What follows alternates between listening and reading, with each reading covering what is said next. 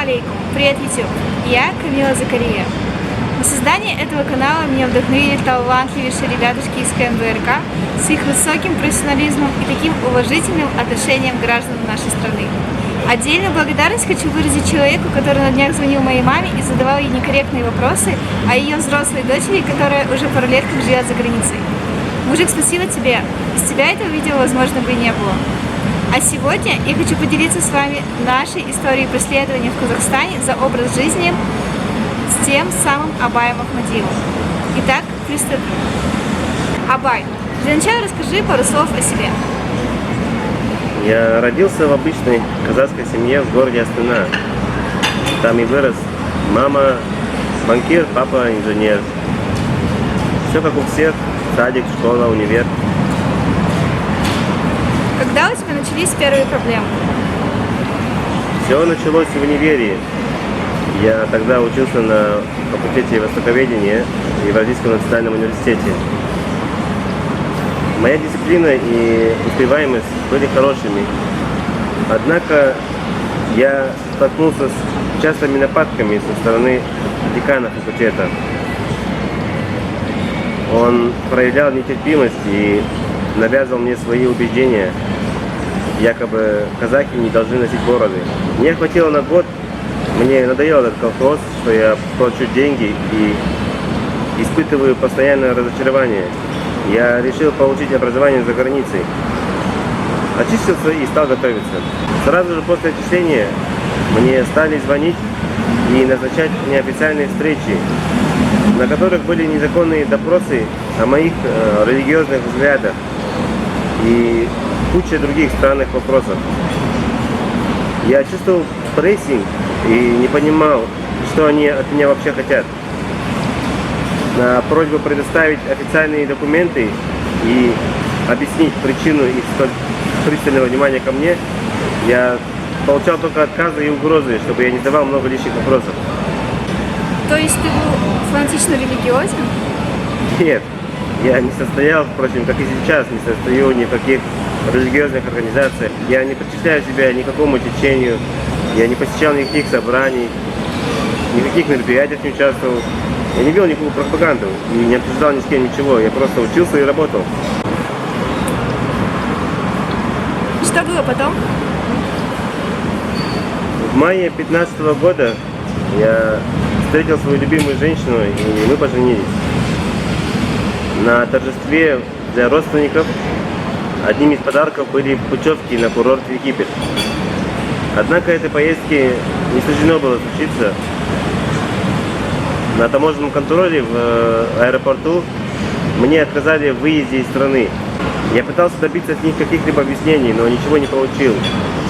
После этого мне позвонил сотрудник Комитета национальной безопасности и назначил очередную неофициальную встречу.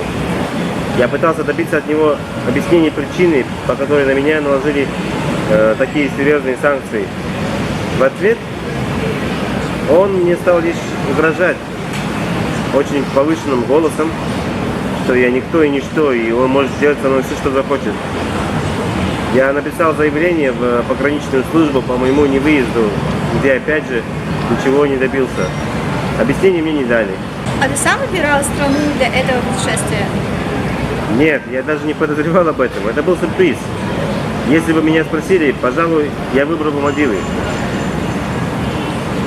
После возвращения в Астану, через какое-то время, мне понадобилось съездить в Киргизию по работе. На границе казахстанская сторона выпустила, однако меня ждала очередная неожиданность. Таможенники Кыргызстана уже не впустили в свою страну. И тут мы с тобой стали разбираться. В Киргизии я был лишь раз в детстве, на шахматном турнире в Бишкеке.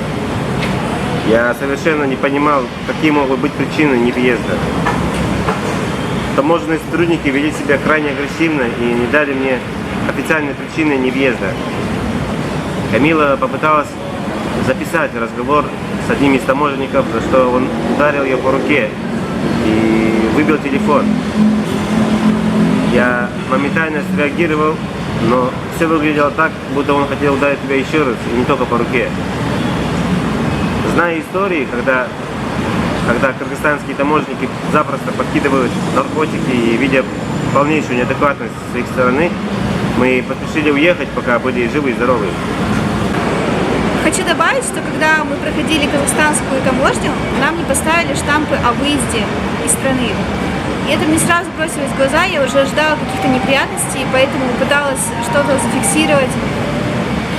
И у меня даже были какие-то аудиозаписи, но, к сожалению, я потеряла тот телефон, и они были утрачены. После того, как тебя не впустили в Киргизию, я предложила тебе пойти еще раз, чтобы потребовать штамп о выезде, чтобы у нас было хоть какое-то доказательство всей этой истории. Во второй раз нам удалось это сделать, нам поставили штампы, хотя тоже не с первого раза и даже не со второго.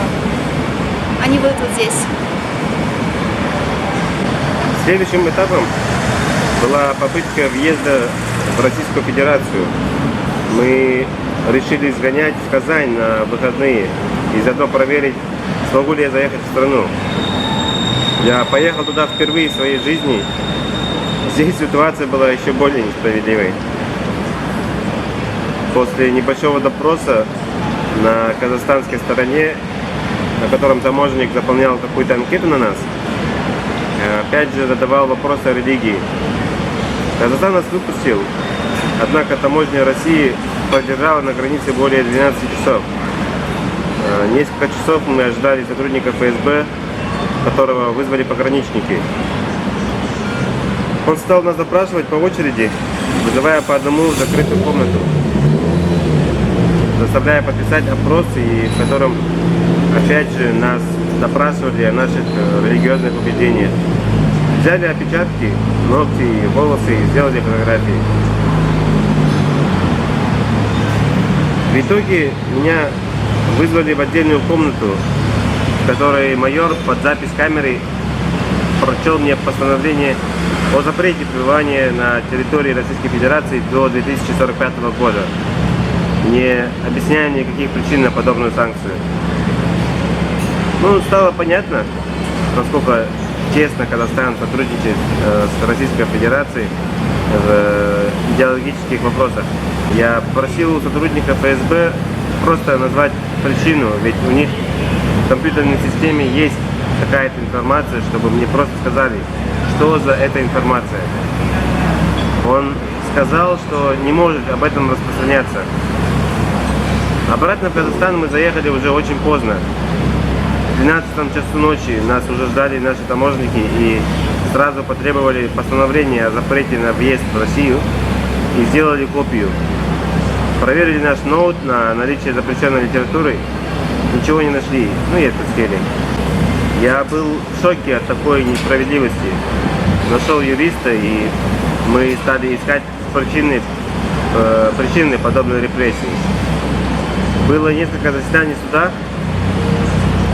Главным вопросом моего иска был лишь вопрос об объяснении причин, по которым меня не выпустили в Египет в 2015 году, поскольку разбирательства с Россией и Киргизией вообще не имели никакого смысла, так как это суверенитет чужой страны. Ответчик в лице сотрудницы Комитета национальной безопасности на всех слушаниях твердил одно и то же, что сейчас я не числюсь в списке лиц, которым ограничивают выезд из КЗ. Это хитрый ход, ведь на границах таможни Казахстана меня действительно выпускала, но очевидно я не мог попасть под бан России и Киргизии без участия Казахстана. Судебное разбирательство длилось в течение пару месяцев, во время которого ко мне и моей супруге не раз совершались попытки провокации. У тебя есть догадки, что именно с тобой произошло, начиная с 2015 года? Да, конечно, есть. Вся эта волна борьбы с инакомыслием, агрессивная пропаганда, создание министерства по делам религии. Ведь это огромные деньги в бюджете страны. И их нужно осваивать, показывать результаты работы, чтобы было чем отчитаться перед президентом. КНБ сейчас та структура, которую никто не проверяет. У них просто-навсего развязаны руки, и очень многие заинтересованы в получении званий, премий. Я попал в какой-то список, и я не знаю, каким образом, возможно, я просто кому-то не понравился. Мы с адвокатом много раз пытались узнать, какая информация находится в моем личном деле, но она в секретном доступе, и мне так никто и не сообщил чего-то конкретного. На заседании суда мы просили провести религиоведческую экспертизу, если я кем-то без моего участия признан салафитом или экстремистом. Я готов был пройти детектор лжи, чтобы доказать, что все это было ошибкой, но это никому не было нужно. Видимо, Комитет национальной безопасности совершенно не хочет признавать своих ошибок. Гораздо проще использовать простых мирных людей. Это ведь так удобно и для них, и безнаказанно. Я знаю, что ты выиграл грант на учебу в Саудии. Почему ты им не воспользовался? Ведь это такая удача. Когда вышли списки поступивших на грант, через пару дней в мой магазин пришли два КНБшника поговорить. Я спросил повестку, они сказали: поехали, дадим тебе твою повестку. Меня отвезли в городское здание КНБ-РК, ну и у входа дали повестку. Начали опять допрашивать, собираюсь ли я ехать учиться в Саудовскую Аравию. Я сказал, что, конечно, собираюсь. На что они стали угрожать, что если я поеду, через полгода, возможно, год, на меня заведут дело и экстрадируют обратно. А ты хотел учиться на религию? Нет, я сразу решил, что поеду изучать бизнес, и им много раз об этом говорил. Они сказали, что даже если так, то это ничего не меняет. Недавно мне на почту пришло письмо с университета. Почему я не отвечаю на визу, поеду я или нет. Я удивился, ведь постоянно звонил в посольство и узнавал, не пришло ли письмо с университета. Мне постоянно отвечали, что до сих пор ничего нет. Ну, очевидно, что за меня уже решили, что я не буду учиться, и даже не дали возможности легализовать документы и оформить учебную визу. Как ты решил уехать из страны? Уже после невыезда в 2015 году я задумывался об этом. Но я надеялся, что весь этот бред вот-вот закончится. Все эти звонки, встречи. Ведь я не делал никогда никому ничего плохого. Я старался проявлять терпение, добиться справедливости, но всему есть свой конец. Когда позвонили тебе из комитета, это была последняя капля. Я точно знал и знаю, что не позволю причинить ущерб своей семье. Я верил до последнего, что можно изменить эту несправедливость.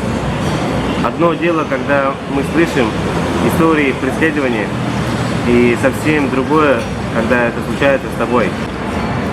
И последний вопрос. Если бы ты мог что-то изменить, что бы это было? Я совсем не чувствую страха, сожаления или тревоги, потому что уверен, что никому ничего плохого не делал, чтобы заслужить такое отношение к себе на родине. Поэтому я не стал бы ничего менять. Что ж, спасибо, Абай. И вам, друзья, спасибо большое за внимание и до скорых встреч. Ассаляму алейкум.